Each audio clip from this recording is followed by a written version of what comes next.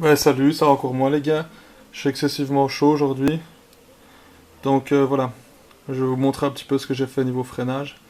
Donc traditionnellement, comme tout le monde, des durites tressées inox. Ici elles sont recouvertes d'une petite couche de silicone pour éviter que ça ne rouille. J'ai juste recoupé le merdier et mis un raccord forgé. Voilà, ça me plaisait plus. D'un côté un Bonjo, parce que c'est plus compact, ça prend moins de place. Et de l'autre un truc forgé.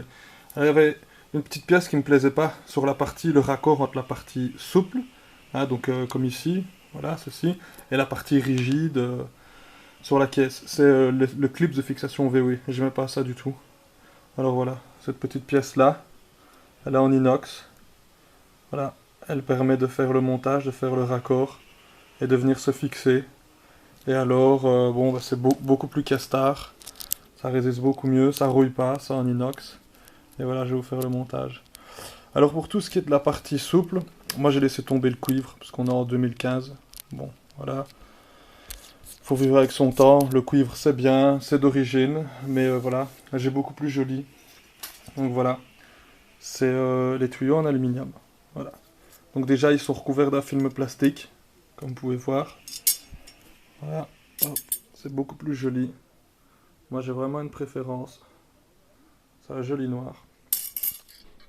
C'est, ça change absolument rien. Si on peut gagner 200 grammes sur une voiture, mais bon, vu le prix, c'est peut-être pas intéressant de voir le poids allégé. Et donc voilà, ça donne un montage comme celui-là. Ah oui, comme c'est en aluminium, c'est très fragile.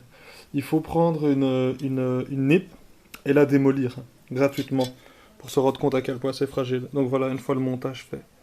Voilà, je trouve que c'est beaucoup plus joli. Bon, évidemment, j'ai gardé le joint en caoutchouc d'origine VW pour le montage à travers les cloisons.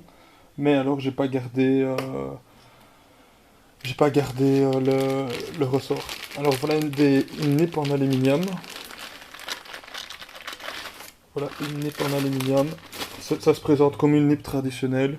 Sauf que voilà, elle a anodisé noir. Et alors le filetage est très très très très très fragile. Qui plus est, comme c'est en aluminium, pour éviter le grippage de deux pièces en alu entre elles, même si elles ont été anodisées, moi je vous conseille de mettre un petit peu euh, de graisse de montage pour couper de frein sur le filet. Voilà, comme ça, ouais, ça lubrifie un petit peu et ça ne gênera pas le liquide de frein, ça se transformera en liquide de frein et ou lors de la purge le plus gros partira, donc voilà. Alors pareil pour les raccords, les T, etc. Moi j'ai choisi, pour moi, voilà, choisi ce type de raccord en T, voilà, qui est aussi en aluminium, qui a aussi un filet très fragile. Donc ça à manipuler avec beaucoup de précautions, ça coûte très cher. Si vous le détruisez, vous serez très déçu. Voilà. Parce qu'on doit avoir 4 ou 5 traditionnels en laiton pour le prix de celui-là. Et alors, j'ai poussé le vis jusqu'à monter des petits K-nuts. Ah, donc c'est l'écrou, vous pouvez voir, en alu, anodisé blanc. Voilà.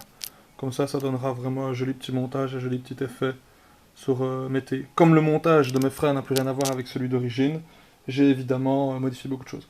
Alors j'avais montré des photos, je vais vous montrer maintenant ce que j'ai fait, donc mon pedal box que j'ai adapté, donc voilà, voilà comment ça se présente.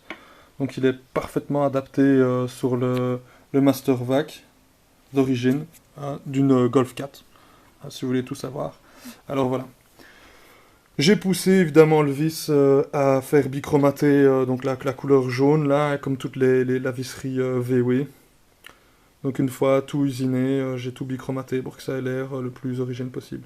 Ah, donc voilà, vous voyez, je n'ai qu'un seul mètre cylindre pour l'instant, l'arrière. La dimension, elle est donnée par le colson, là. Hein, voilà, c'est comme ça chez AP Racing. Et alors voilà, ce qui va me permettre en fait de choisir un mètre cylindre pour l'avant, un mètre cylindre pour l'arrière. Ce qui va pouvoir compenser la différence de la taille de mes mètres cylindres dès le départ. Et en plus de ça, il y a, si vous voulez, ici, voilà, un système de balancier. En tournant ici, eh bien, je peux faire déplacer, il y a une rotule, je peux faire déplacer la rotule ici, de gauche à droite. Ce qui va me mettre plus de frein sur l'avant ou sur l'arrière. qui permet d'avoir une meilleure répartition.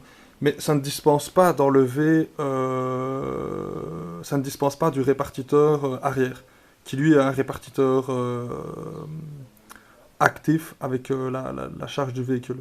Donc je vous conseille pas du tout d'enlever l'arrière si vous faites un montage comme ça. C'est pas du tout, ils n'ont pas du tout la même fonction. Voilà. Donc voilà, c'était pour les freins. Voilà, je trouve que c'est pas mal. Ça a un joli rendu. On voit pas trop bien les couleurs, mais bon voilà. Voilà. Transformation d'un système d'origine en pedal box. Voilà. Allez, vers 6 m'en faute les gars. Bonne soirée.